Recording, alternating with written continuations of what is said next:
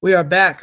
New World Fantasy Football took a bit of a hiatus due to whatever excuses that make sense. Doesn't really matter. We're back, and I am with my main man, Kief. What's up, Kief? What's happening? I am excited to be doing this again. I really gotta say I had to dust off this mic. It was probably a shade lighter from the dust, and I have to dust off my football knowledge because, frankly, I've said it before. I'll say it again. You know, the summer is a time for me to reset, and it always takes a jolt for me personally to get back into the fantasy football swing of things. I always find myself doing it because that obsessive side will come out. But right now in the middle of July, I'm having to hang over the edge of that pool, ready to hop in. Yeah, and for me, dude, I think it starts a little bit earlier, but like the world starts downloading this consciousness of football, at least in America, of like, okay, it's starting to sink in now. It's July. Start looking at the schedule. You see the draft picks, you see the training camp starting, you see Hard Knocks coming on HBO, all that kind of stuff. And it's like, I need to get back into football. It's not that far away. And here we are talking about it. We should have been talking about it, but as I said, life gets in the way sometimes. And this guy's going on trips, having fun. I'm being a dad and still having fun, but just different kind of fun. And I'm ready for football. I'm ready to teach my son. I need to get him some Giants gear. He is outgrown his baby Giants gear. Now he's a toddler Giant. So, I think what's going to happen. I think what's going to happen because we're fighting. We're fighting for fandom here. I've got, first of all, we live in Atlanta, so there's that. His grandpa, not my dad, but my wife's dad, is a Dolphins fan. And obviously I'm a massive Giants fan. Giants will win because I will take him to games. He's my son. But I'm going to say this. College, University of Florida, if he can get into that with his grandpa, because the in-law is a massive UF fan. He went to UF, all that. He can have that, but I get my Giants fandom with my son. So I think that's a totally fair compromise, man. I mean, the college football worlds and the NFL worlds, neither the twain shall meet, so to speak. I think that's completely fine. And look, you're probably talking to the worst person in the universe about this. I don't think it's that big of a deal to have an AFC and an NFC team, but that's just me. I know not everybody's like me. True. But Falcons are also fair enough. NFC. But Dolphins are AFC. That's true. That's true. It's cool to root for a couple teams, especially when one is really bad. Hopefully the other one is good and all that. But speaking of college football, I am not going to lie, man. I'm very tempted by this game. Am I going to spend this whopping $70 to play a game based off of a sport that I love, but a college game that I don't particularly get invested in? I hear the game is very good. I am a washed up 34-year-old now, and I barely ever game anymore, and if I do, it's simple Nintendo games that remind me of my dead youth. And I do work in corporate America, so that college football 25 game is all anybody in my office is going to fucking talk about. So I kind of feel like I've played it, even though I haven't at all. It sounds like it's pretty awesome. I did notice that quite a few of my degenerate coworkers have all kind of gotten COVID around the same time. So, I'm a little suspicious of that. But, dude, if you want the game, go grab the game. I mean, enough people are talking about it. I don't think you'll be upset. Yeah. I mean, the gameplay seems really fun. I have an idea of what I would want to do in the game. But I can understand that. I scheduled a day off for when the DLC for Elden Ring Shadow of the Erdtree came out because I am that dude. Yeah, yeah, which is awesome. But Neckbeard. oh yeah, it's starting to come in. It's starting to come in a little bit.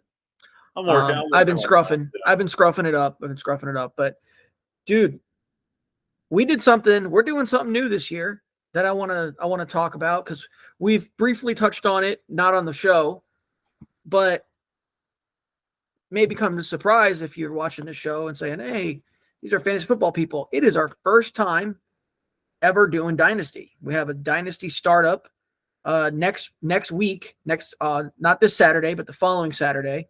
What would that be? June. I can't do math. 26th will be, or 27th will be our start of our draft, and it's a slow draft, which I've never done that either. Seems fun.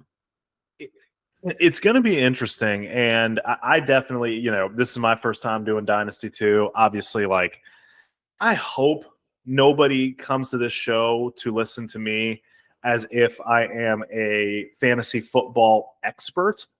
I've always thought of myself as an enthusiast, a lover of the game. But if you came here because you wanted somebody to tell you what to do, well, how's 10th place treating you? Out of 10. Exactly. Well, we have 12 in that league, which is cool. No, but I'm really pumped to do Dynasty. I've never done Dino before.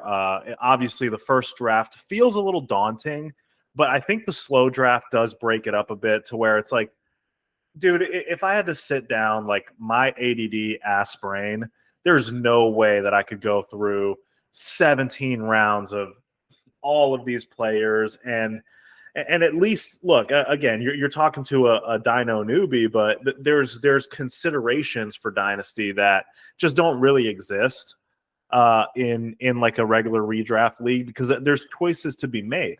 In a regular league, I could be looking at a board being like, oh, Jared Goff and Tua are right next to each other. Okay, who do I think is going to have a better year? Cool. It takes a little more thought, I would imagine, when you're trying to consider what is the next 5 years of their outlook going to look like. And, that I think we had to make the decision as a league, but I think slow draft was the way to go. And I'm pumped. I plan on having a lot of updates about our dyno and how things are going. I've already kind of revealed to our league that I give my team a very short leash. If we are not immediately awesome, I'm smashing that reset button. Come to Papa. I'm bailing. You can be the Browns of old in that league, just forever rebuilding, So I'm excited, man. I think a slow draft is fun. I think it's of note to say that all I did was hit the randomize button once, made people wait a little bit for it, and their fantasy boners are now they were at like a quarter chub. Now they're at a half chub. Number 2 pick. I ain't mad at it. And I got 3, so we're gonna be sniping each other the whole draft. I didn't even see that. that. Yeah, I got 3. I'm going to hate. Luckily, another one of our arch nemesis is that. Would you call that nemesi? I think Nemesi. Is Nemesi probably not correct, but it sounds cool. So one of our other nemesi, especially mine, because we share this fandom, is Jeremy, who has got the 9th pick. I have a feeling Malik Neighbors will end up on his team. But we'll see. I wouldn't be mad at the pick, to be honest with you. Malik looks like a freak. Yeah, I mean, early reports. I guess we can kind of go into the Giants a little bit. This is a great segue into the Giants and Hard Knocks and all that. But so far, so good in terms of what people hear. Everybody's an all-star, the next Puka, the next whatever in training camp. But, when you get picked 6th overall and the only reason you weren't the first wide receiver is because an absolute phenom and Marvin Harrison Jr. is there, you got to be excited. I think people are probably a little scared because the Giants offense has not been good for a while, which is understandable, but you can be a target hog on even a bad offense and put up 1,008 if you're really talented. So And Dable's going to scheme him open. So I'm not worried about his prospects in fantasy. Is he going to be, I don't know, rookie Puka? Probably not, but I think he'll be just fine. Yeah, so this is the first. Now, correct me if I'm tripping, but this is the first truly off-season Hard Knocks, right? Because everything before this point was kind of preseason training camp type of deal. That's correct. It's the first off-season where they've been recording. I think they started recording there in March or something like that, I believe. HBO was in the building. That's what it seems like. And I got to tell you, so I'll from a non-Giants fan perspective, I really waffled about watching this show because I thought, as a non-fan of a team, that watching GMs and assistant GMs and coaches commiserate back and forth about who they want to pick or who they're going to pay or who they're going to trade for or whatever, that as a concept sounded like literally the most boring thing in the universe to me. And I just could not bring myself to watch it. And then one night, actually this week, I was just bored and fired it up. I binged like 3 straight episodes. Yeah. I couldn't stop. It was great. That's all that's there right now. And it's only going to be 5 episodes. So there's 2 more. And yeah, man, like I was like, dude, I think that as fantasy players, we always want to pretend that we're kind of GMs, like for real, right? Especially when now we're doing some dynasty. Yeah, exactly. So like just watching this dude like go back and forth, the awkward phone call with Saquon where he's like kind of like, yeah, like I'm your friend. I think it's the right thing to do to test the market, but it's like the most like non-offer in the world.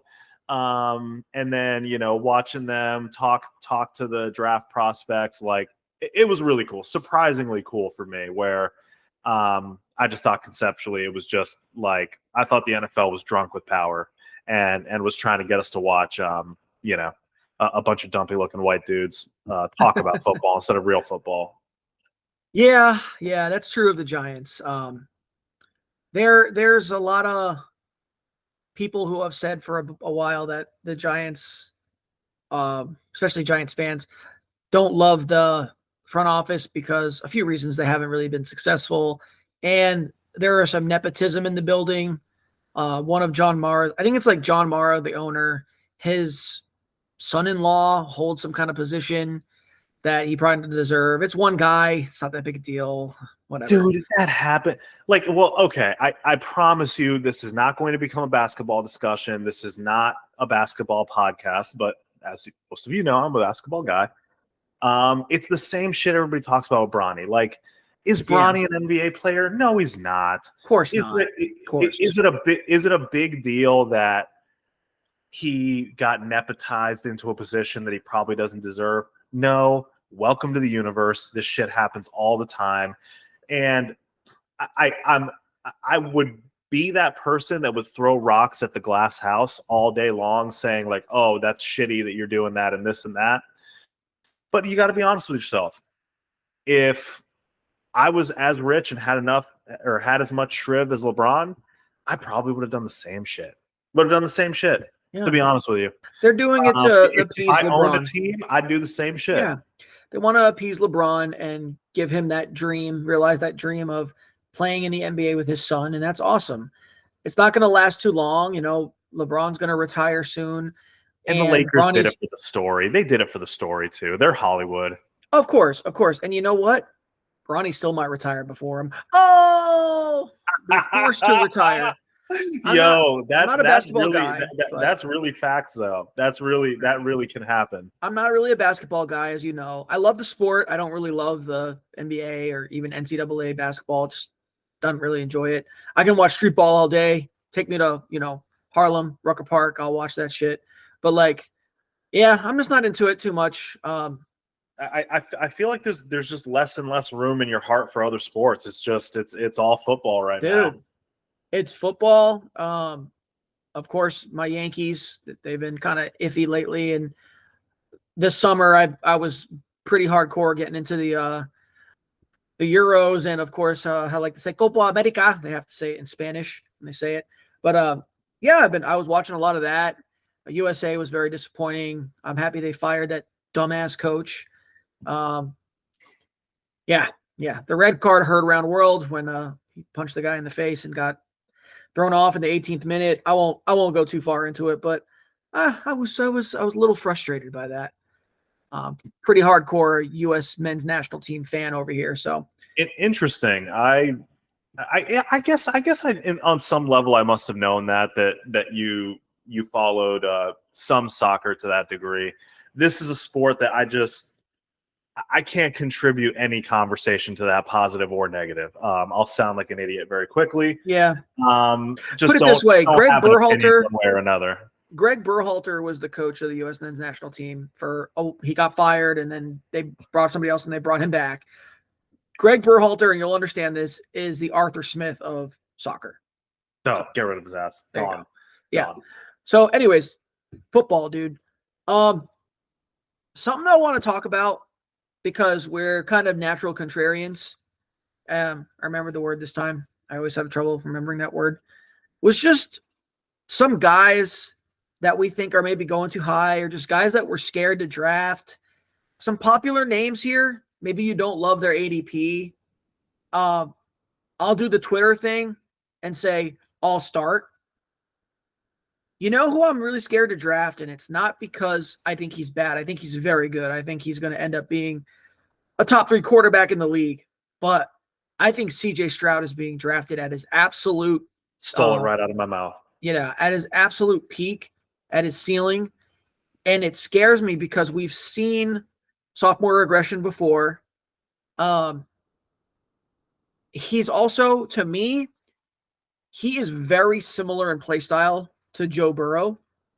A little bit of Patrick Mahomes because he's got that moving improviser, throw the ball deep kind of attribute.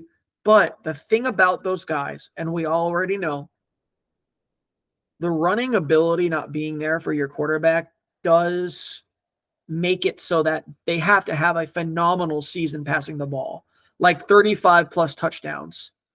And even on great offenses, that's not even the norm. So you're drafting him to throw 35 touchdowns, and there's a good chance he doesn't end up doing that. So that's just my stance on the Stroud draft pick. Real football, absolutely. I'll start a franchise with him today. Dynasty team, I don't want to overpay for CJ Stroud. Yeah, or any league format. So well, and that's the thing. So with Dynasty, depending on the price that you have to pay, I think an argument can be made in Dynasty that even though you're paying a pretty steep premium, that for a quarterback that you assume is going to have a really long runway of being really successful, I think you can make the argument that it could be worth it just for the amount of years that you could just say, like, you know what, forget it, I'm done. Yeah. Like, I don't need to worry about quarterback for a while. Locked in for the next decade. Right. Mm-hmm. Just because I'm right there with you. I legitimately think CJ is going to be awesome for a while. Yeah. And, you know, he's the 5th quarterback right now, ADP off the board. And I don't even think that is the biggest problem for me, that he's the 5th quarterback off the board, because I actually think that's, you know, that could be his finish. It's that he's the 5th quarterback off the board. There's a big gap, and then there's A-Rich, you know, like about 10 real picks later. And A-Rich has the ability to be the QB1. Will he be? It's scary, but he has the ability to be that. Yeah, and so, like, well, I guess it's only 6 picks. I exaggerated that. But my point is that there's other guys around that I just think from a fantasy value perspective they're just better. Kenny Walker, Trey McBride, Joe Mix on the same team. There's just other guys that I feel like, you know, are positionally going to be stronger for your team. There's so many good quarterbacks, again, paying that premium. If you're going to pay that premium for a quarterback and not get the dual threat upside guy, I'm just not into that. And I'll give you another name, Andrew, since we're on the topic. I'll pivot right to it. I'm scared to draft this guy who's in the same position for a completely opposite reason. Anthony Richardson. I love A-Rich. I also think he's going to be awesome, and I think he's going to have some really big weeks for fantasy. He'll have But some 40 burgers. yeah, but like, man, QB6, around the 5th round, frankly, I just don't think we've seen enough.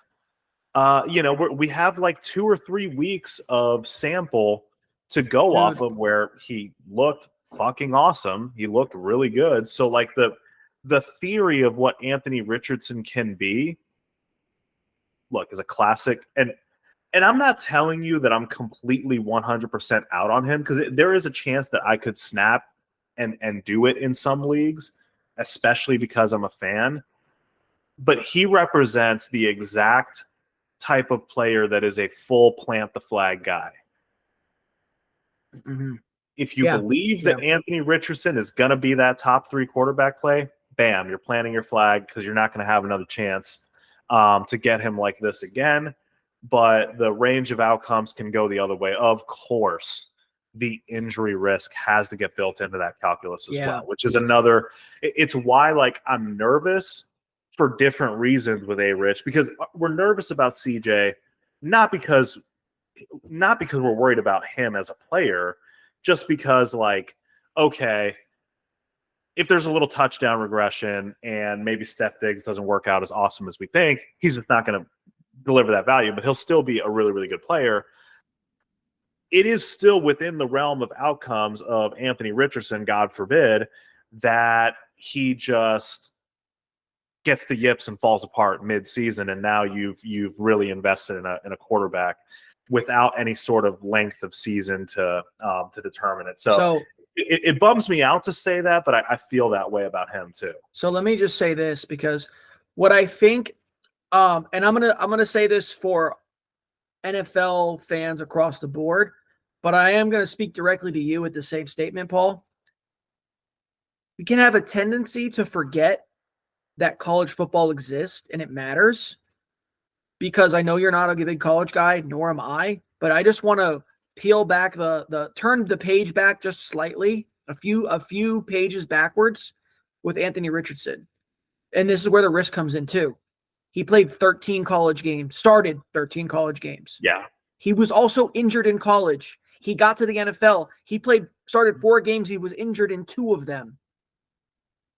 He is one of the most polarizing players. He could end up being the QB1. He could end up out for season by week 3.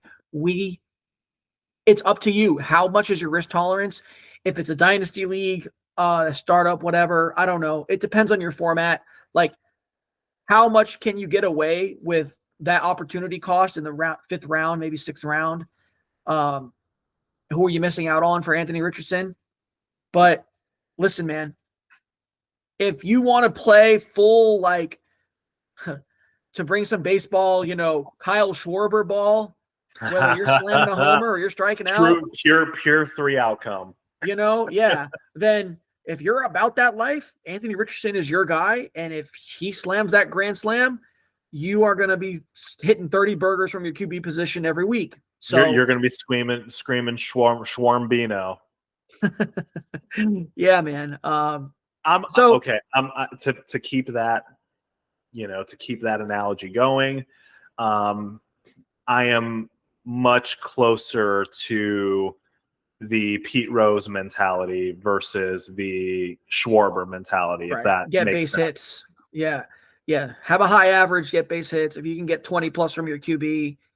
There's too many good quarterbacks that are fine, where I'm just really uncomfortable in a redraft league with that risk. Because again, like, as a fan of the Colts, I am all in on A-Rich as a quarterback prospect, but I don't think that I can trust the entire build of my fantasy team to a guy where I just really haven't seen enough. I The Colts understand have that. more years with him, right? okay, if this year he gets hurt or something, it's all right. He's still a young kid. We're gonna get opportunities to see him. But like in fantasy, you have 13 weeks of the whole season, but you really have 6 or 7 weeks to decide which way your season's going to go. For sure. Yes, that's true. I think that's just the ultimate. He's the ultimate, like, risk player, risk reward type player. Somebody else I want to talk about, because we mentioned him before, who I am very scared to draft. I don't see myself having really any of him. I've never really been a fan of the man. The football player is a different story. But Stephon Diggs. I think Stephon Diggs, it's not that I think he's going to be a complete bum. We have 3 wide receivers. Is CJ Stroud able to support 3? I mean, last year he was supporting 2 essentially. For a little while, Noah Brown had a little spurt when after Tank Dell went out. But I tend to think the Texans found themselves in a position where quicker than they even realized, they have a chance to go for it. They bolstered the defense. They wanted to bolster the offense. And they went out and got Stephon Diggs. Good move for the team. Fantasy-wise, I still think that Nico Collins is their 1A. Tank Dell is their 1B. And I think Steph is more of a 3 and a possession guy. There's nothing wrong with that on an NFL standpoint, but for fantasy, unless they're getting 12 targets a game, it's not the most beneficial for your team. And I think he's going at a spot that's not going to return value. I don't really have additional points or a disagreement yet. In fact, we need to throw some different names out there because we need some disagreements. I love Steph Diggs, the player. I've obviously had a lot of shares of him recently, but there's just too many minus sign detractions on his fantasy value. Switching teams, always a risk. You never know how someone is, no matter how good it seems on paper, you never know exactly how somebody's going to fit into a new offense, new quarterback, new scheme, whatever. Another minus sign is the age. Another minus sign is the targets going everywhere else. So if you're asking me about this offense, I'm grabbing the cheapest guy. I'm grabbing Tank because to me, their prospective values, by the way, Nico, out on him too. At his ADP. Because they all seem kind of somewhat similarly valued as players to me, I'm going to go with the guy that I can get 4 whole rounds later. Okay. What makes you out on Nico? Nothing about Nico the player, only Nico the ADP. He's going around guys that are more proven fantasy producers, in my opinion. So I think Nico's awesome. I think that he was a wide receiver 1 in the shadows for a bit, and CJ was able to unlock that. The whole coaching staff, but obviously CJ being the biggest factor was able to unlock that, and I think he's the real deal. I've liked him for a while, and to be able to see it actually happen in real time last year, I felt a bit vindicated. So some of that, my own personal biases also are involved in that take. So, but we got to disagree on somebody. Yeah, I mean, I just like again, it's not like look, if you're taking Nico, it's probably somewhere around the 3rd round. I don't think it's unreasonable for you to take him there. I just think there's other players that I feel like have not only more fantasy history of success behind them, but a little bit less murkiness. Again, I agree with you. I don't think Steph is the number one, but I don't think that even if he's the number three, that it's going to be a distant third. I do think that, you know, he has a history of being a squeaky wheel, as you know. That's true. There will be some targets going his way. So, I just think there's other guys in that range that I probably would be more interested in him or in that. And it's not really an anti-Nico take as more as it is that I think Tank's clean bone injury, I think, is dropping him further than I really think it should. So I guess to summarize, I think this is more pro Tank than anti-Nico. It's understandable. And if you feel like you're getting a better value in drafts for him, it makes sense. Lo, let's talk about a running back. If you can give me one running back that's going in the first couple rounds that you are just so out on or just terrified to draft, I have mine. I'll let you go first this time if you've got one in mind. You go first, because actually when I was just doing this exercise very quickly before we were talking, it's so weird. It's a lot of the early receivers that I seem to have issue with than the running backs, but I will have someone. I'll just let you hop in first. So the guy that I am just deathly afraid of drafting as early as he's going, it's Kyren Williams. Dude. Damn it. That's literally, I looked over at my list, and that was actually who I was targeting. Yeah. Yeah. I figured as much. I had a feeling we'd agree on this one. Listen, Kyron's a good player. He's got a football IQ. I think that his raw talent is average at best. I'll just say average, not even at best, because I don't want to discredit the man and what he did last year. But he scares the crap out of me because we have seen this type of player, this profile of player who's like an average NFL athlete who was a bit of a later draft capital guy, and now they went out and they drafted Blake Corum in the third, who I'm also not that big of a fan of as a prospect, but the fact that they drafted him, they obviously have some faith in the guy. Third round is not a low pick. It's kind of still in that range where running backs can hit. But like what I'm seeing there, what scares me is I'm thinking of all of the other one-hit wonders that I've seen in my life. And to me, he kind of fits that bill of like those one-hit wonder running backs. Peyton Hillis comes to mind. I love Peyton Hillis. I got to pick him up off the waiver wire. One of my earlier seasons in playing fantasy. It was great. Jay Ajayi,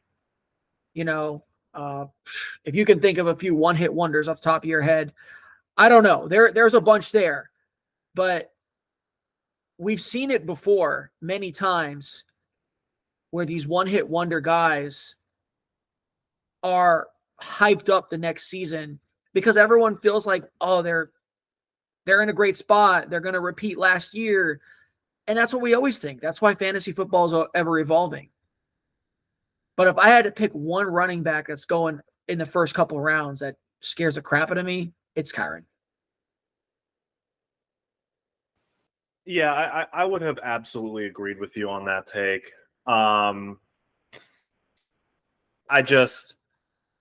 It's the touchdowns for me. I think that like it's really hard to repeat that kind of touchdown efficiency. Yeah, like I really don't think that Blake Corum like eats into a crazy ton of his volume or what have you, but I just see the best redraft fantasy strategies being zig versus zag. Like obviously, like when a dude has an incredible, awesome season, his price next year is going to be higher. And if you're asking me to flip a coin, if they're going to repeat or not repeat that, the more likely scenario, the heavier side of that coin is always going to be not repeating it. It just will. Sure. Yeah. He's not going to be a top 2 running back again. He won't. So, I think that's a pretty easy thing to look at and say like, okay, probably being overdrafted to where like I think he'll be fine. I think he will be a borderline RB1 in fantasy, but that's not what you're drafting him to be.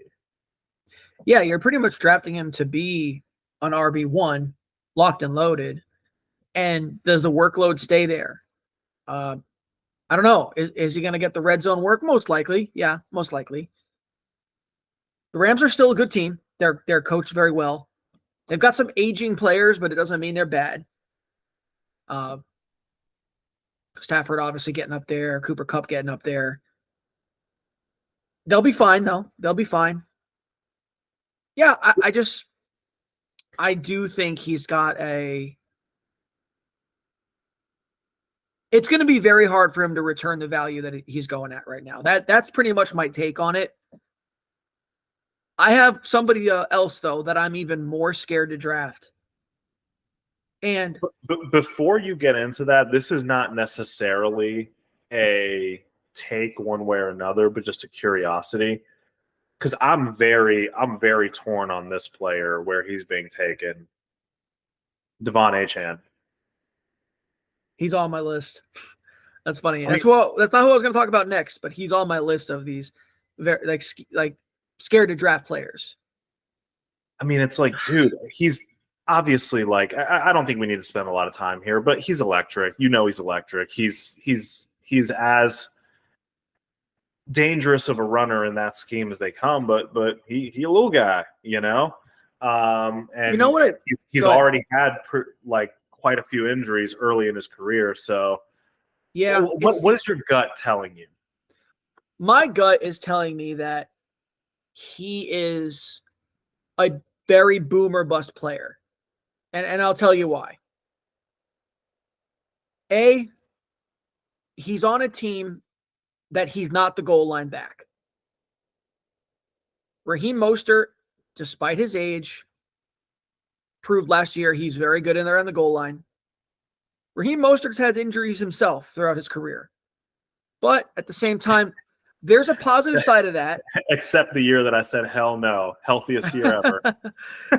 Yeah. In our redraft league, I actually had the fortune of picking him up off the waiver wire. But I understand why people are like Achane up here, Mostert down there. Mostert, I like touchdowns. My favorite thing in fantasy football is one of my players scores a touchdown. I enjoy that. So Raheem Mostert did that quite a lot. I think he had 20 touchdowns last year. Insane. The positive side of him getting injured so much, which sounds like an oxymoron, but he doesn't have a ton of mileage on him as a runner. Like, you've got Ezekiel Elliott out there who's like old busted, like can barely even get his freaking socks on anymore. He's still going to get out there and slump through the Cowboys offense doing his best. But he's not an older person by age, but holy crap, going back to Ohio State, he got a ton of touches there, and he got a ton of touches when he first 3-4 years in the NFL. Raheem Mostert, he had some nagging injuries. He's not as heavily used. Okay, the point I'm making about this, boom or bust. Let me get to the point. Devon Achane, in my opinion, does not project to be a goal line back. He's not even 200 pounds. He's like 190 pounds. So he's a smaller guy. I'm not even so sure he projects as a 3-down back. Do you think he has 200 carries in him this year? No, I don't. I think he gets to 170, 180, which is still good. But what's crazy is this motherfucker is different, though, because he can turn one carry to a house call.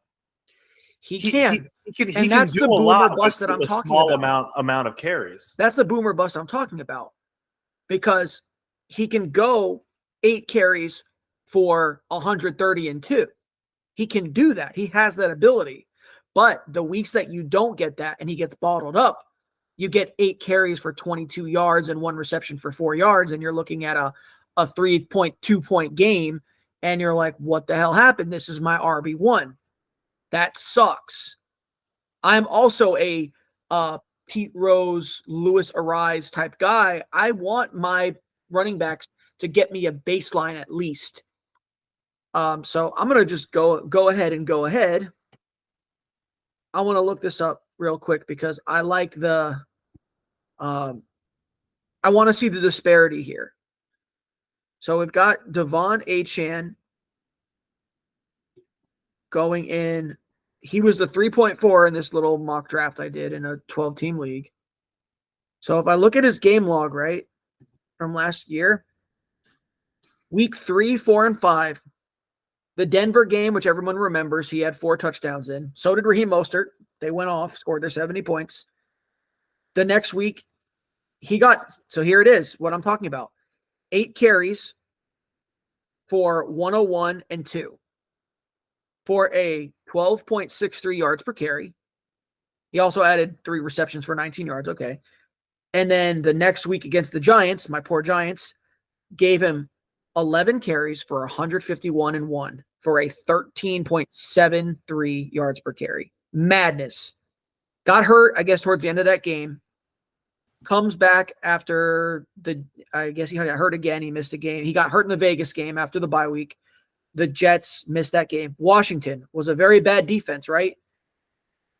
He was the RB6, 17 carries, 73 yards, 4.29, and 2 touchdowns. He got the 2 touchdowns there.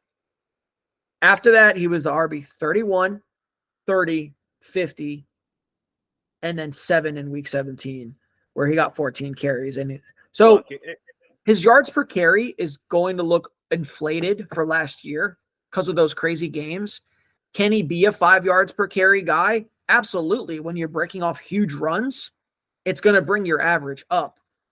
Problem is when that game doesn't happen, and don't forget, they did draft Jalen Wright, another running back to bring into the room. So there's a lot of scary things. Yeah, they like using multiple backs. And, I have a feeling that Jalen Wright probably is just like when they finally let the ghost of Raheem Mostert finally rest. I think that he's not a ghost yet. 20 touchdowns last year. We got to give him his respect. I just don't think they ever want to give this kid the entire keys to the offense. But look, I don't blame anybody. He's an electric player. If you want to ride that roller coaster, I don't blame you. But I'm an old man. I said before, I'm washed up.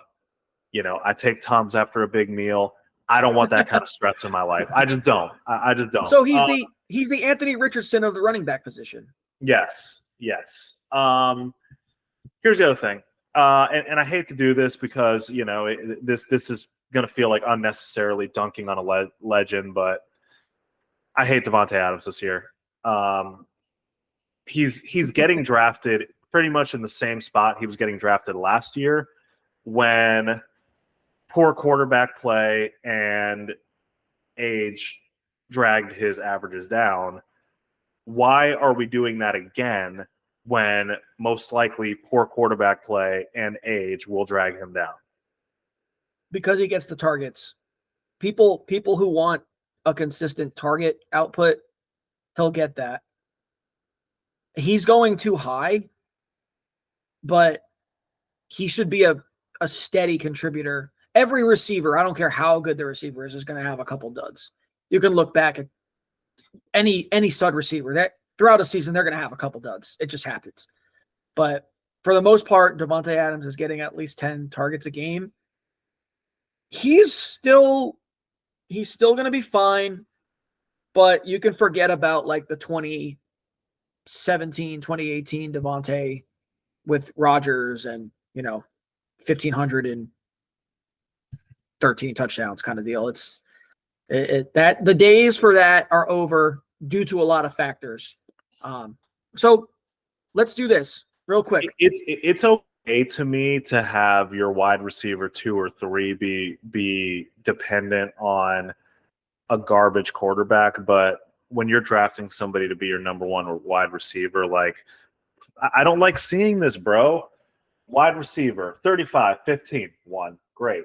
33, 48, 60, 37, 99, 51, 28, 10, 38, 41, 11. Like, no.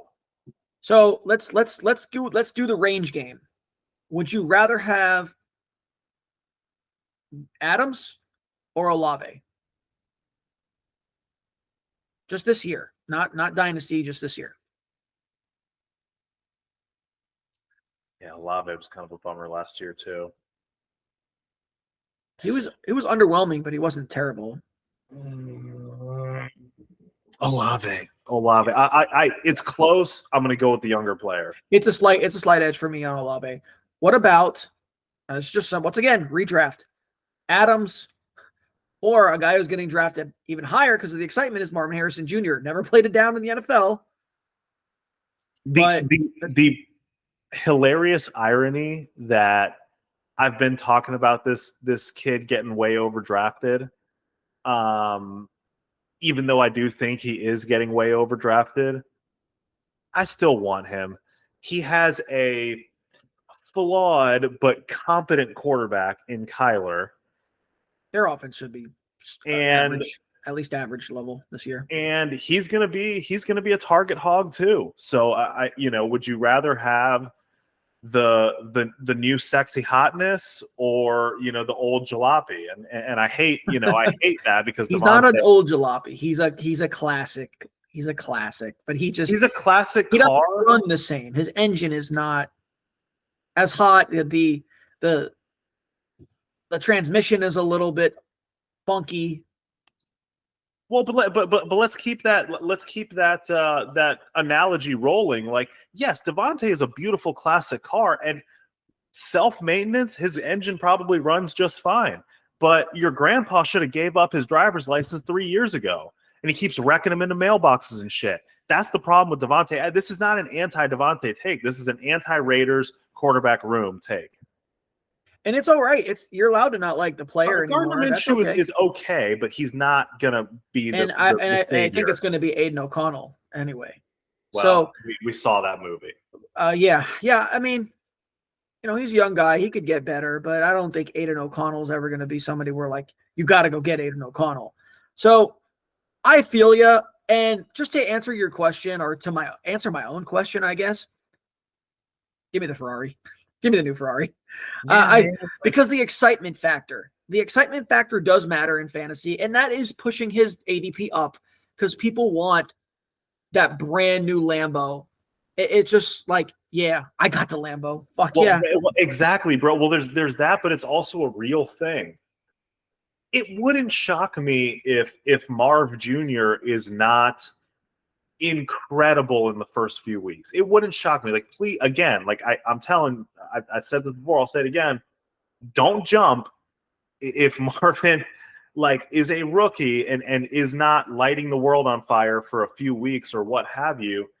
But if we were to look at the season in totality and the long season of the NFL, I think that I would rather say that the young player is more likely to rise as the season moves forward. For sure. Yeah, for sure. I feel you there, and I like his situation more as well. Yeah. So, okay, I got somebody I want to talk about, another running back, and just give me your general feelings about his prospects this year. And I'll tell you mine after. But we're going back there. We're opening up some old wounds. Javonte Williams. What are we doing here, man?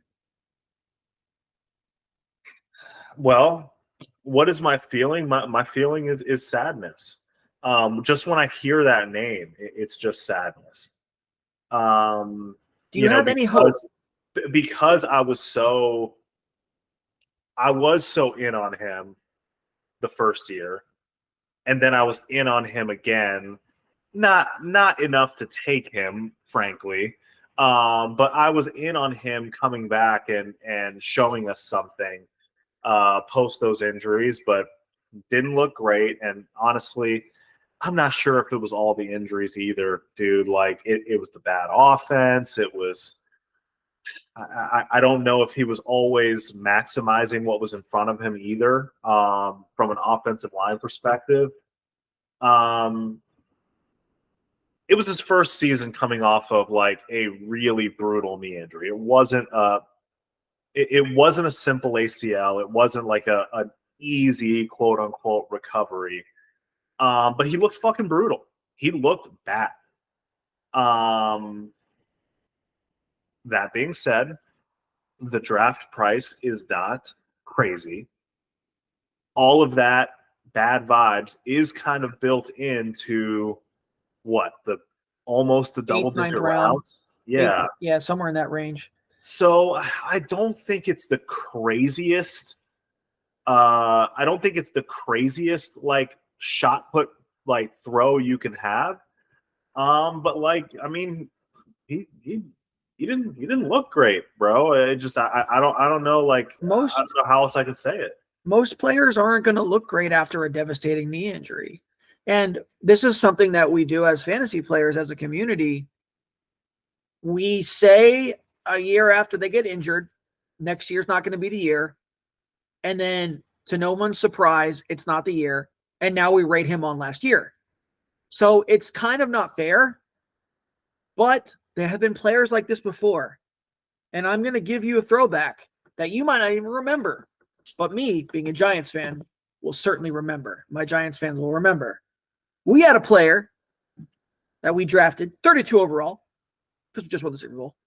David Wilson, phenomenal talent, did backflips like the best of them, could be a good return man. We were so excited for David Wilson, and he got freaking hurt, and he got injured out of the league with a chronic neck injury, and I'm still not over it. But are we just getting that now? Are we just getting a what if, what could have been kind of player from Javonte at this point? That's what scares me. And at his ADP, you know, he's kind of worth a risk if you feel comfortable with your running backs. Like if you went, I don't know, Gibbs and Saquon, for example. If you got Gibbs and Saquon and you went RB at the top, and then you came back around, you took a Ramondre Stevenson or something like that, and then Javonte later on in the draft. If you got Javonte, let's say in the 7th round, I don't know, man, because I'm looking at players that go around him, right? Ramondre being one of them. Trey Benson, he's coming in hurt, but he should be able to play. Actually, no, he's not hurt. I'm thinking of Jonathan Brooks. Connor's there in front of him, at least to start. You got David Montgomery, who I like again this year. You got somebody like Zamir White, who a lot of people are excited about because he's the presumed starter. I'll give you some names, Andrew, that I'm seeing here in ADPs that are, because I think that the names you just gave would feel like easier decisions for me over him. But I'll give you some names going in that running back death pile range that I think have all gotten dropped from last year. Tony Pollard or Javonte Williams. I'm going with Tony Pollard in that case. I believe in Tony Pollard. I think he's a good player. His offensive line's a little rough, but he got bad touchdown luck last year, and I think he'll be fine. Yeah, I think I would probably have a tendency to agree with that because I think Tony Pollard proved that he is not an elite running back by himself. Yeah. But I think he's shown that he's fine, which unfortunately was more than Javonte showed last year. Okay. Old man Raheem Mostert or Javonte. Sometimes you got 34 or 35 running back. Oh, he's 32. He's 32. But regardless, Mostert, because I feel like I've been hearing about Raheem Mostert for 15 fucking years, but yeah, I guess it's only 30. Like that's ancient for a running back. He's an old running back, but give me Mostert because the Dolphins' offense is going to be a top 5 offense. Devin Singletary. Javonte, you mean? You're not talking about Mostert anymore, right? Okay. Yeah. That one's tough. I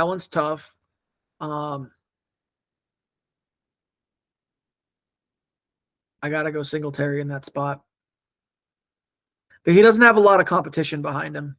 No, he doesn't. To be People are fair, excited about Tyrone Tracy, but he's a 24-year-old fifth rounder, actually. Just take the metrics for what they are. And he is more of a third down back kind of guy. yeah, I don't know. There's a lot of competition for Javonte either. I might take the flyer that Javonte in that round if I'm already comfortable with my running backs. I think there is still a chance that we could see a resurgence. We know who Devin Singletary is, and I'm still not sorry to say it, super psyched about that offense. Neither am Um, I. Neither am I. I'd like to be, but I'm not. here's gonna be the really depressing one. Javonte or Eckler? I'm going Javonte there because what I saw last year from Eckler, he had that ankle injury that sucked, that slowed him down. He's not young either. He has a lot of workload on him now.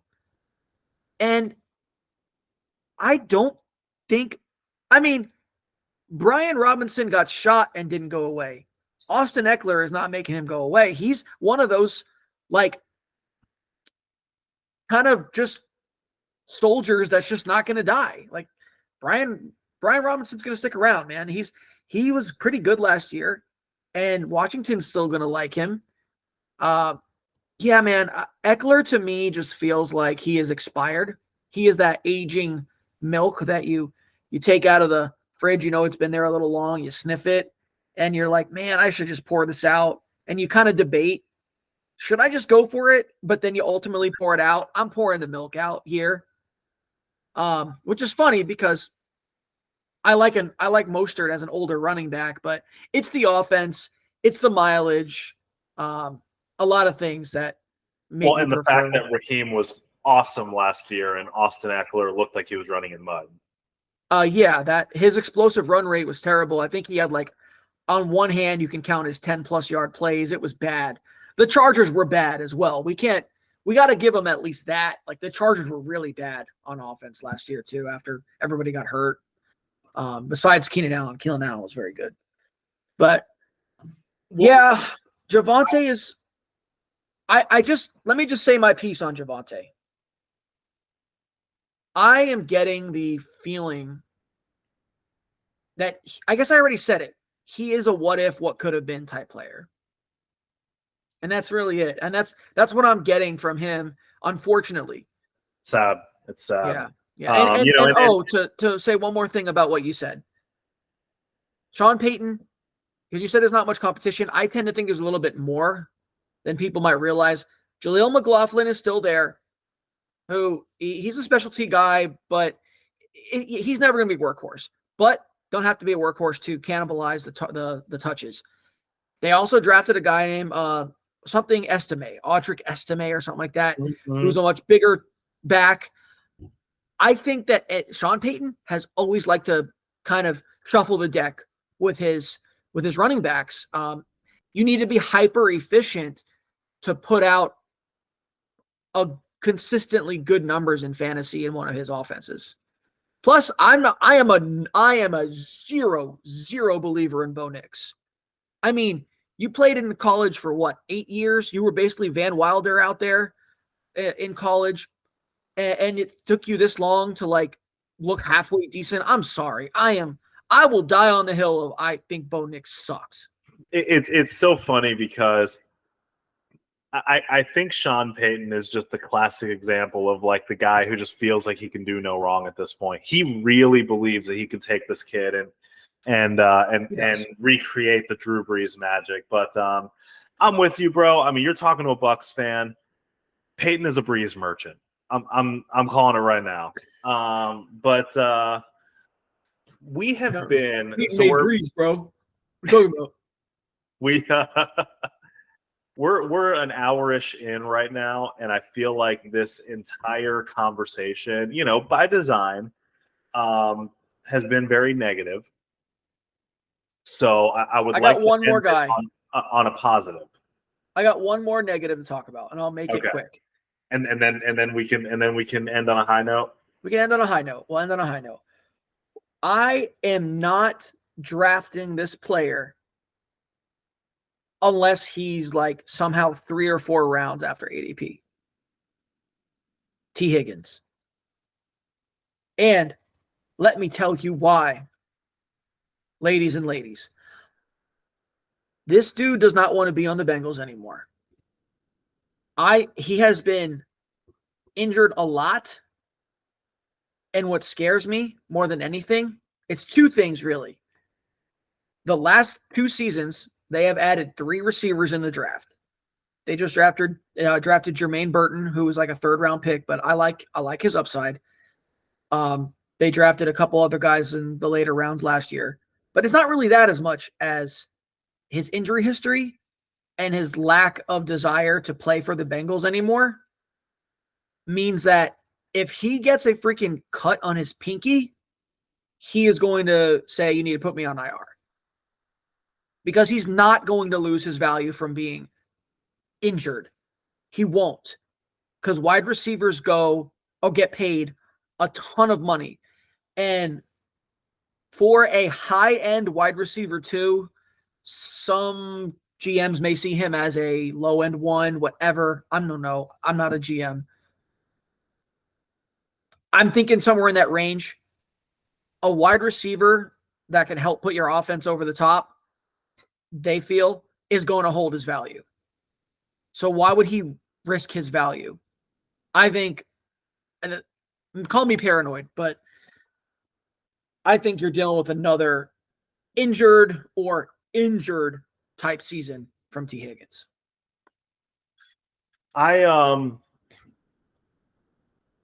agree, but for a somewhat similar but slightly different reason. I just, I think that a lot of like football is mental. And this might be just a very narrative-y take, but if I'm not feeling very valued from the organization that I'm in, am I going to run every route like it's my last? If I know that they haven't re-signed me, they're not showing me a lot of love, they're not, they already drafted my replacement behind me, am I going to want those routes across the middle the same way, or am I going to be protecting myself a little more? And the fact is, the best that T. Higgins can be is the number 2 to Jamar. So yeah, I think that no matter what, the dream of T. Higgins being the 1B to Jamar's 1A, and that awesome year that he had doing that, I think that we're chasing that dragon, and it's just not going to work out the way we want it to. Yeah, not this year. Those high level number 2 wide receivers had bad years for us last year. It was tough. It was bad stuff. Yeah, it was a little rough for a while there. And a 2 is a 2, and even if they're a high end 2, it's tough. I mean, Jalen Waddle had a rough season himself. He was like the wide receiver 35. So it was tough. Give me a guy you like. Who do you like at their price right now? A guy that I like at their price. Let me see. Let me look my handy dandy notebook here. I think this is a guy we've talked about a bunch, and we're in agreement here. So we'll start with a nice, easy one. Dude, it's Derrick Henry. Like you're getting a 20 touchdown upside type of guy. I don't care that he's age 30. He has a lot of mileage. I know. He has zero competition. Zero. The Ravens are a good offense. The Ravens run the ball into the end zone plenty. It's Lamar has a less rushing touchdown rate than I think people realize. He gets a lot of yards. He doesn't really get in the end zone all that much running the ball. And he always pulls a spy. He always gets spied. Absolutely. They are so deathly afraid of that run option. You're telling me one less guy is going to be in the box around the goal line for Derrick Henry? And he can still rip off some big runs. Is it going to be the 70-yard, rumbling down the field? And how is this 260-pound guy faster than a 190-pound corner? I don't know. No, he's going to get caught. But he's still I like touchdowns. He will provide touchdowns. In the third round, you're telling me I have 20 touchdown upside? Sign me up. Age 30, and he was still top 10 in explosive run rate at his size. That's awesome. That's great. And albeit on a team, I'm pretty sure, don't quote me on this, but I'm pretty sure PFF ranked them the 32nd offensive line, which, if you don't know, that's last. Might be 30th. They're the 32nd best offensive line. 32nd best offensive line. Good way to put it. Positivity, right? Yeah, and they're also like, but I mean, like, even if they're not 32nd, we watch the games. They stink. Their offensive line was terrible. And the Ravens' offensive line, I don't know if you've heard them get glazed 100 times on ESPN. They're pretty good. They're even losing a guy here or there this offseason sounds, but they've always been better than the sum of their parts, though. Their coaching is great. They'll be fine. Yeah. Your turn. Another guy that I will have to defend my take a little bit because, of course, there's baggage with this guy, but the top incoming rookie running back this year is getting taken in the 8th round. Trey Benson? John Brooks. Oh, that's right. He went before. Yeah. Yeah. Right. He went so, end of the second, right? End of the second. I think it was like the 63rd pick or something like that. Yeah. So, like, dude, like, obviously, like, he doesn't come in with the shrib that a Breece Hall came in with. He doesn't come in with the same electricity as some of those guys, but obviously, metrically, he's a great prospect. Yes, I know. He got hurt. He got an ACL. It was the tail end of last year. So I think that is obviously a concern when a guy is coming off of an ACL from the previous year. But there are running backs that are older that are coming off of ACL that we're drafting higher than him. And dude, like I just running back is a young man's game. He was drafted highly. He's going to a team where he has almost zero competition. I don't expect him to be a workload monster for the first 4 or 5 weeks of the season, but I would hope that by the 8th round that you already have a somewhat decent running back room to speak of. I just think that it'll be a steal. I know the offense isn't great, but I believe in the player, and I think that by the back half of this season, I would expect him to be a potential league winner. I can see that upside for him. I think what people are overlooking with Jonathan Brooks. So I want to say applaud you on your point of the ACL, because when you are that young, it's nowhere near as devastating. So he'll be fine.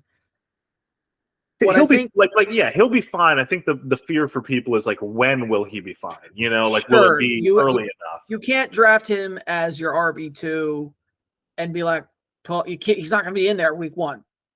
But I think what's getting overlooked from Jonathan Brooks is his pass catching ability. The Panthers are probably going to be, if not the worst, one of the worst teams record-wise in the NFL again.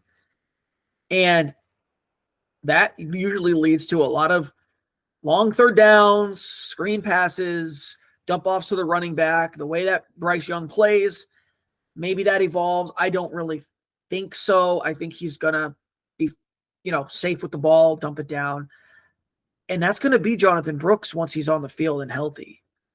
So you're getting, to me, not as talented, but I will say like a Jahmyr Gibbs light type of player once he's on the field and healthy. And you can have a good running back production on a bad team if they're getting a lot of receptions. That is the ultimate equalizer. It's the opposite of Derrick Henry. He's not going to catch the ball, but he's going to have the opportunity to slam into the end zone 2 or 3 times a game. That was the frustrating thing about being a Derrick Henry owner last year, is that when you have a Derrick Henry style player on a bad team, the game script kills you sometimes. There were times when it was just, I knew my week was cooked.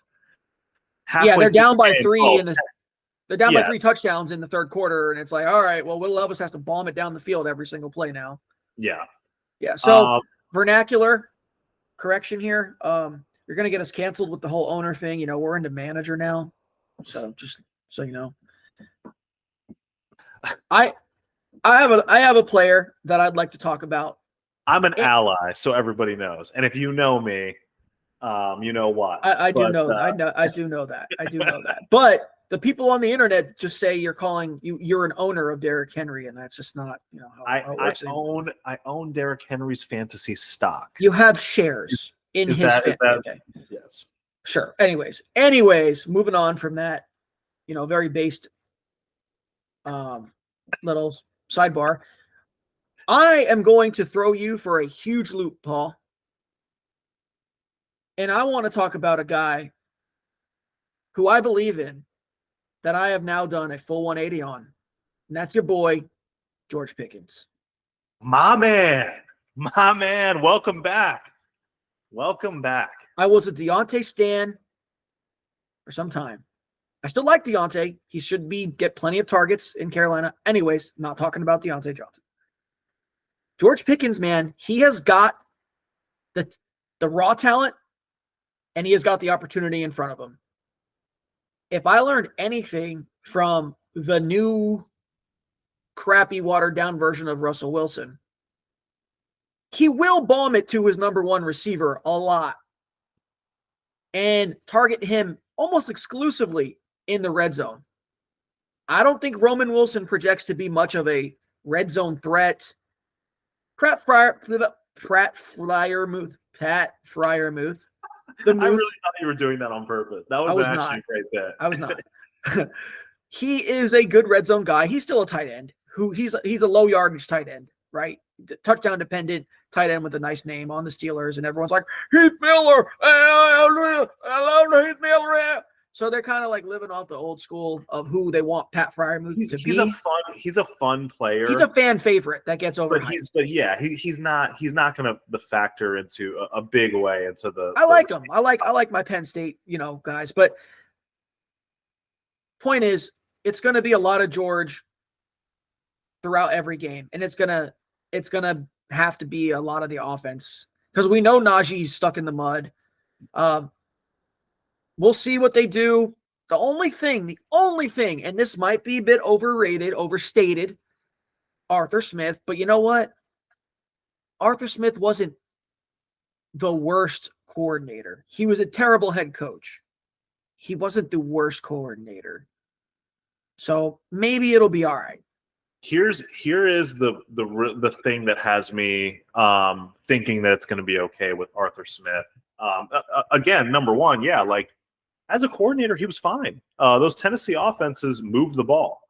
I think number one, and two, I don't care who you are and how much money you have. You're not going to walk into Mike Tomlin's office and tell him how to run his team. It's not going to happen. Oh, hell no. He's been there forever, and he's going to be there when you're gone too. So, I don't think that he's going to just walk in and say, hey, that really talented young receiver we have? We're just going to stop using him. Yeah, fuck off, dude. It's not going to happen. Yeah, and last year, it's not like Drake London lacked for targets. The quarterback play just was dog shit.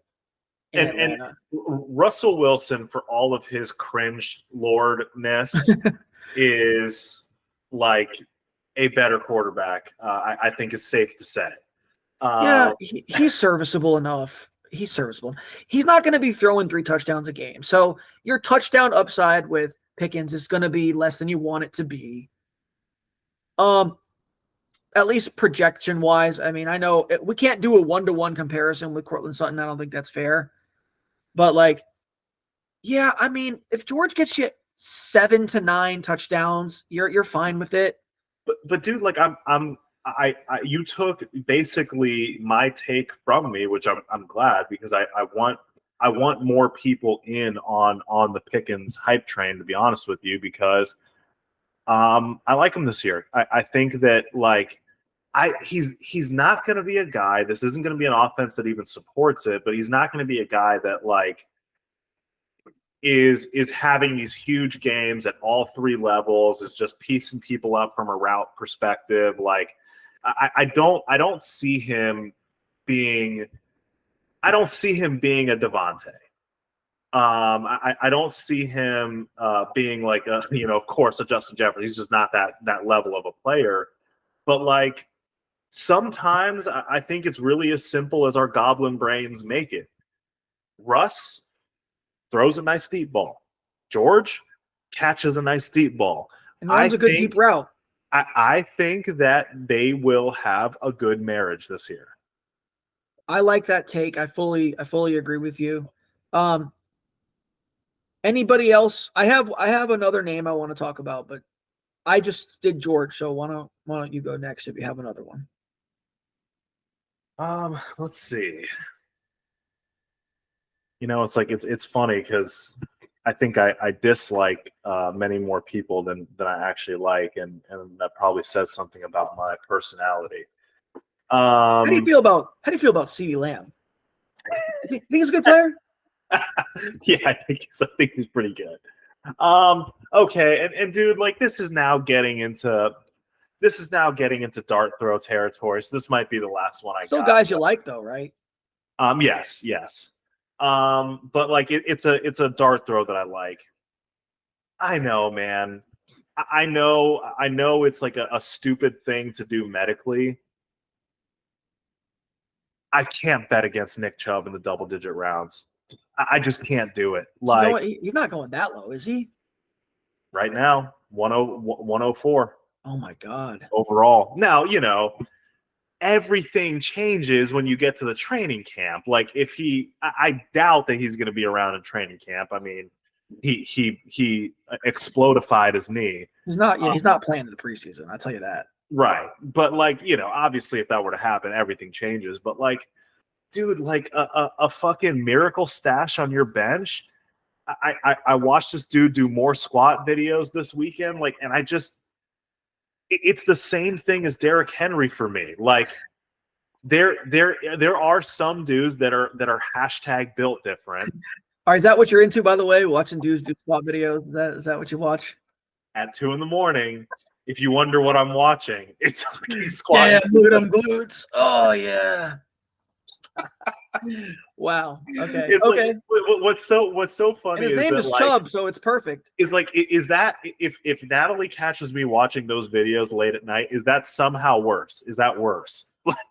Because not only does she feel cheated on, she now feels like she has no idea who you are as a person. So yeah, it is worse. But okay. I digress. Nick Chubb. Crazy that we're saying this at a Nick Chubb flyer. It's crazy we're saying that at this point, right? Things change fast. R.I.P. Todd Gurley. I'll always love you. Right. But like, it's worth the flyer, 100%. It's worth it. I mean, who else are you getting in that range that is going to really make an impact, right? Yeah, you're in the Tajay Spears, who I like, Cortland Sutton, Rome Odunze. Sure. Some guys that can make an impact, but they're not proven. They're kind of those are the kind of the what if breakout players. Nick Chubb has done it. We know he's fantastic, but my God, his second exploded knee in his career. Once again, cannot forget about college. He exploded his knee in college. Yeah, and now whatever his name is, Minka Fitzpatrick, destroyed his knee, explodified his knee again. So it's like, is this guy who's not a young guy, also has a lot of mileage on him, is he really going to be able to bounce back? I know it sounds stupid. I hear myself saying it. It's worth the risk. And it sounds stupid. It's worth the risk. At that range, it's worth the risk. Because what's going to happen?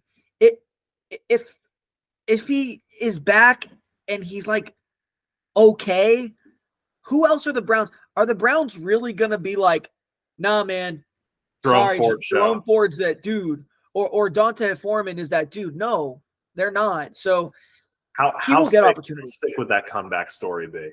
I mean, that would be sweet. It is a good pick that late. I will give you that. Okay, so my quick little name that player. I'll give you some easy hints. He's a former Giant, and he was number 2 at his position, ranked number 2 at his position last year. Who was that?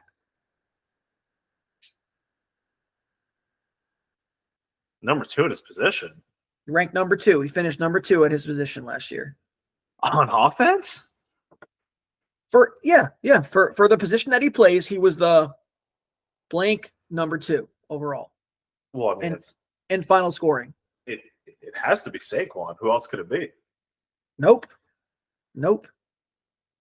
Evan Ingram was the number 2 tight end last year. And you know what, Andrew? I think I misunderstood the question. Now I realize that you said former Giant. Former Giant. And I was thinking of like current Giant. I was like, nobody on the Giants was good last year. I was like, what the fuck? That's true. Nobody on the Giants was that good last year. But no, okay, damn. Evan Ingram. I know he did well. I didn't realize he finished 2. He was our tight end 2 last year. And not only that, I'm going to go pull this up right now.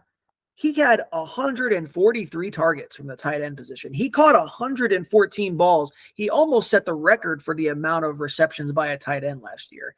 And he is going as like the tight end 8. What are we doing? Is Brian Thomas Jr. going to just go and command like 12 targets a game? I don't really know. I don't really think so. I don't think. Not right away. And the trust with Trevor is built in with Evan Ingram. He's still athletic enough. He has somehow in Jacksonville, he found like the right gloves and his hands work. But like, this guy is a freaking steal, man. If you are worried about, oh man, I didn't get Mark Andrews. Oh, I didn't get Trey McBride. Oh, I didn't get a rookie tight end that's competing with a sophomore tight end on a bad offense. And we just talked about Devontae Adams, and Brock Bowers is like God's gift to earth. I can't believe they did that to us. Never forget. You got Evan Ingram right there. He's right there, and he's going to do better.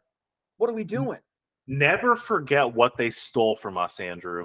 Never forget what they took from us when Brock Bowers went to the fucking Raiders. I mean, what they stole from us. And okay, so positive note, Evan Ingram was the number 2 tight end, and he's being drafted. You can look it up. You have it pulled up there. I think it's like the tight end 8. Yeah, well, no, like it is the tight end 8, and okay. By the way, deep tight end. So it's like it feels like found money. And dude, like, can we stop this? Can we just stop this with Kyle Pitts? Like, no, but they're going to play him at wide receiver as well. Who gives a shit? The offseason stuff. Nah, dude, I'm not saying that Kyle Pitts cannot be a usable fantasy player this year. I understand that the quarterback room is upgraded. Like, I'm not saying that he can't be a usable fantasy player, but like, he's going above proven producers, like you said, at the tight end position, and he has not really been a proven producer truly. So like, if you are in a scenario where you are trying to, it's a toss up to you between Dalton freaking Kincaid and Kyle Pitts, you need to delete Twitter off your phone, go outside, touch some grass, and breathe some clean air, and understand that a world exists outside of fantasy. There is a real world with real people catching real footballs. And some of those people are doing that, and some of them are not, despite what we hoped 2 years ago. Is it just, what is it about, man? And it's sad because I kind of like Ricky Pearsall, but like, I don't want to put that on him and just grade the jersey. But like, the last 2 highly drafted playmakers from Florida, being Kadarius Toney and Kyle Pitts, don't do that to Ricky. Haven't worked out. Don't do that. He's not as much of a train wreck. He's not, but as Toney. But there was a lot of hype for those guys. They went in the first round, and then they have really not produced. Kadarius Toney might as well be out of the league. Kafoni, yeah, he might as well be out of the league. The fact that he has 2 Super Bowl rings is crazy. No, Dude. Kyle Pitts was disastrous mostly because of the situation. Kadarius Toney was disastrous only because of him. But I'm going to quote the Talladega Nights movie, "Don't put that evil on me, Ricky Bobby. Don't put that evil on Ricky Pearsall. He is not those guys. I know. He will be fine." And he's in San Francisco where people just thrive. So that's a different story. But I don't like Ayuk where he's getting drafted either. He is getting drafted too high. I agree with that. For a lot of the same reasons I said, just talking about T. Higgins. But let me make a bull case for Kyle Pitts. And I'm doing it. I'm hyping him up. Listen, okay. Let me bring this up real quick. It won't take me long. Bear with me. Drake London, right? Yeah. Drake London is all the way elevated into like the back end of the second round in this year's draft, right? Mm-hmm. Okay, his 2 finishes on PPR, half PPR, we'll do half PPR. His 2 finishes in his career, 36, 39. He's a second round pick this year. Why? Situation looks vastly better.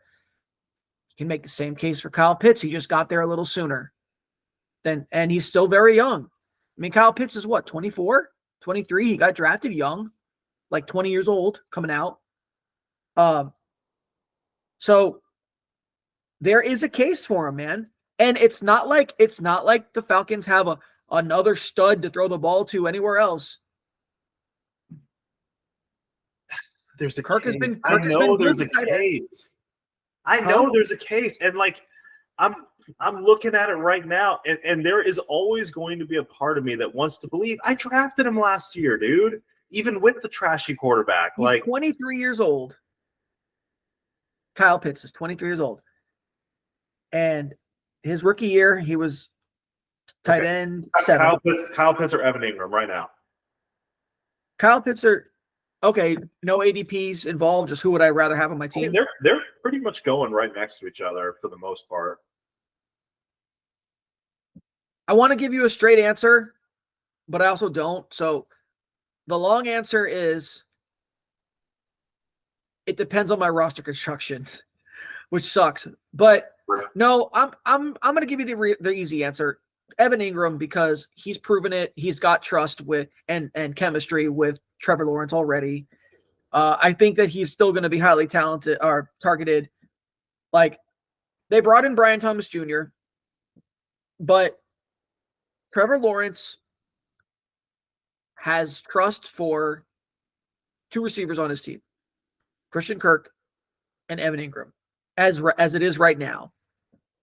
I personally, doing my evaluations of players, felt like Brian Thomas has a chance to be Mike Williams 2.0. Good player, not great, but which is fine for their purposes. But it doesn't take a lot. He's a very boomer bust.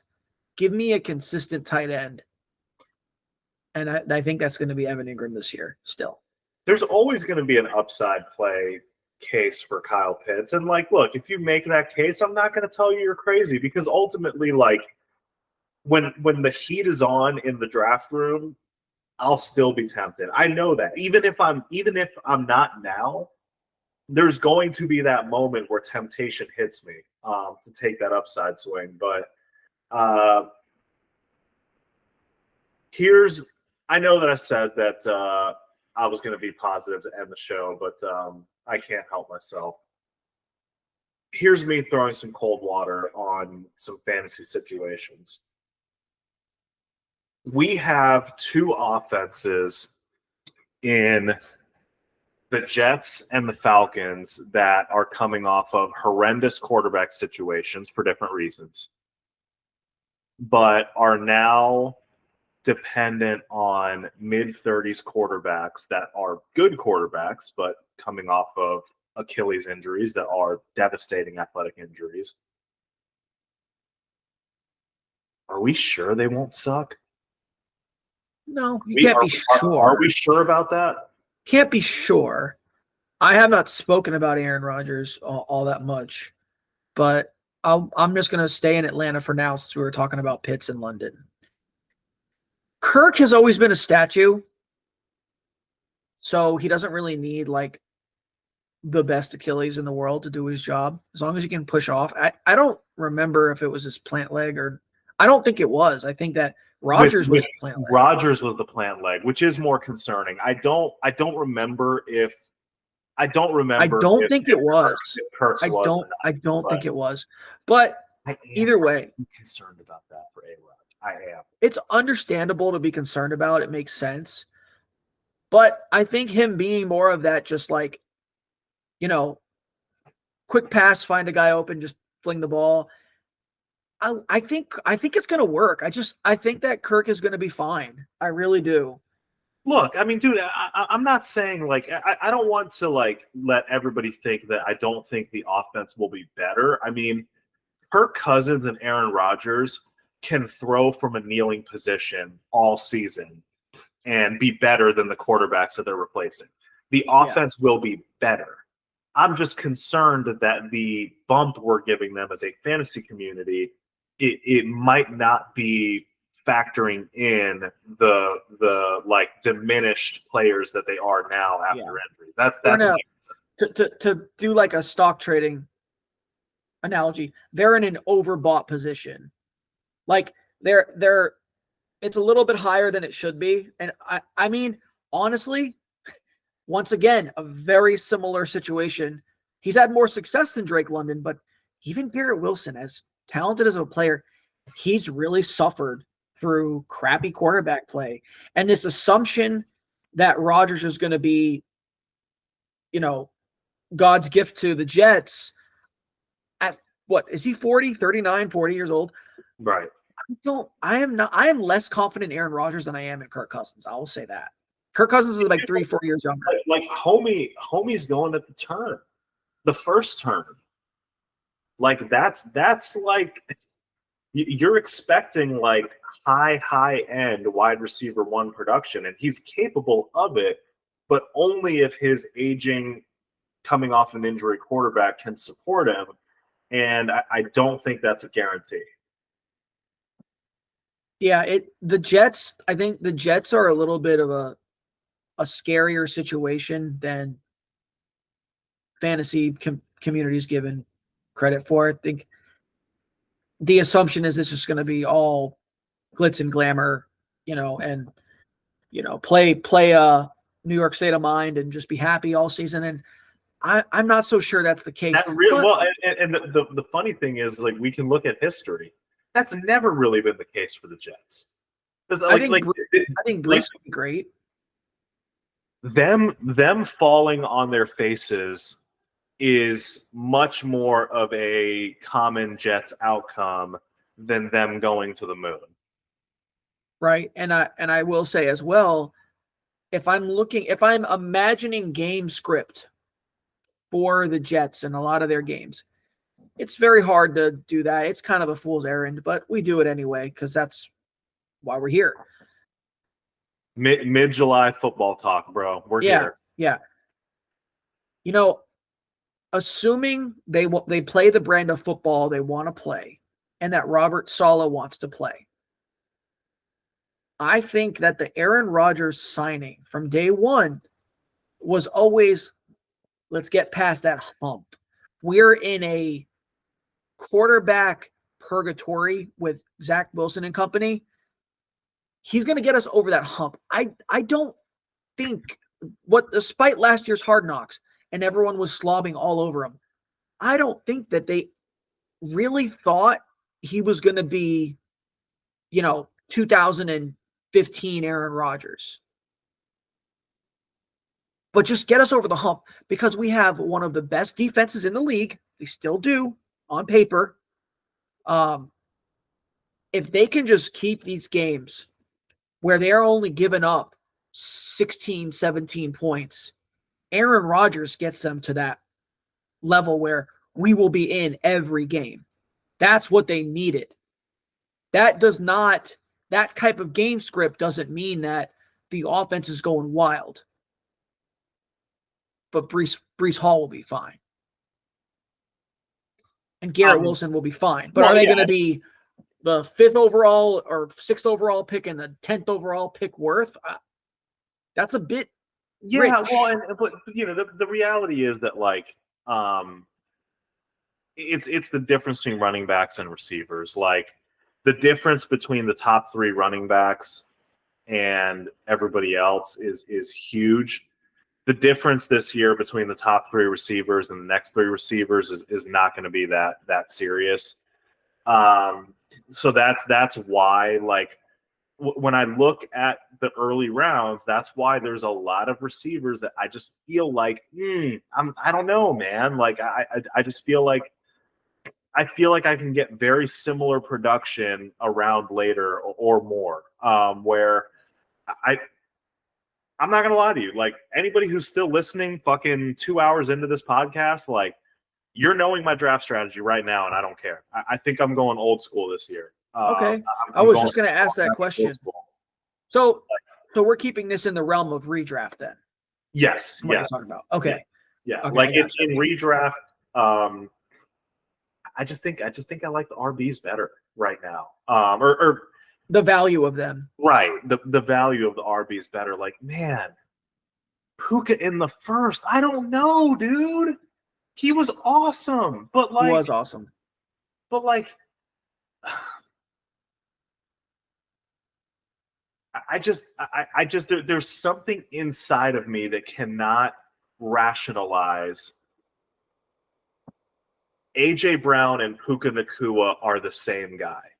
There's something in my brain that I can't do that mentally, and like, and I mean, we've had Wes Welker be like a top 3 wide receiver, and then he fell off a cliff like crazy. Remember? Yeah, but that was later in his career. Puka's going into his 2nd season.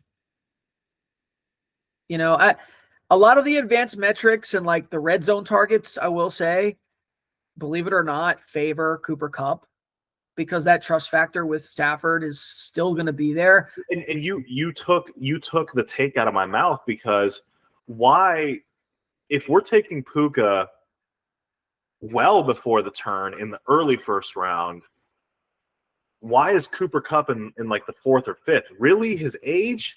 I mean, he was a year younger last year. He was still an old bastard, but he was going in the 1st round. So what are we doing? Why did everything suddenly change and flip after one season? Well, the injury concerns now. Cooper Kupp has been out a couple times now with the ankle injuries and stuff like that, hamstring, whatever. I just think at the end of the year they will be closer than that. Yeah. Okay. Positive note, right? Things that people we like. I still like Kupp for redraft this year, because you know what? He's still a good receiver with trust and with a great offense and scheme around him. Like, he'll be fine. He'll be fine as long as he's healthy. He will be. Is he going to be the wide receiver 5 or better? No. But if he can be like 13, 14, you're very happy with that. You're getting good value for Cooper Kupp this year, I believe. I believe he's going to be just fine. Yeah, I think his value is much more stable. I'm still taking DK Metcalf over him for what it's worth, but I still think his I still think his value is totally fair. Yeah. Man, so this is like a whole an episode. I feel like where it was just a fun romp of dudes ranking guys. I love it, man. I love those episodes. I love it, man. I love doing this. I'm happy to get back on that horse and talk about fantasy again, because it's been a while. And we'll talk and we'll see what we want to do going forward. I know we've got a lot of teams that we didn't get to in this offseason, kind of get away from us. But we'll be back talking about some fantasy football very soon. All right. Yeah. We'll get to those teams. It may not be in the same format, but we will do it. And fantasy season is right around the corner. I wish everyone luck, but mostly get your sleep, get your family time in now, get your vacation time in now. It's almost time to lock in. Get ready, boys. Get ready for another wild season where we're going to be wrong on pretty much everything we say. So, peace out, y'all. New World Fantasy. Later, haters.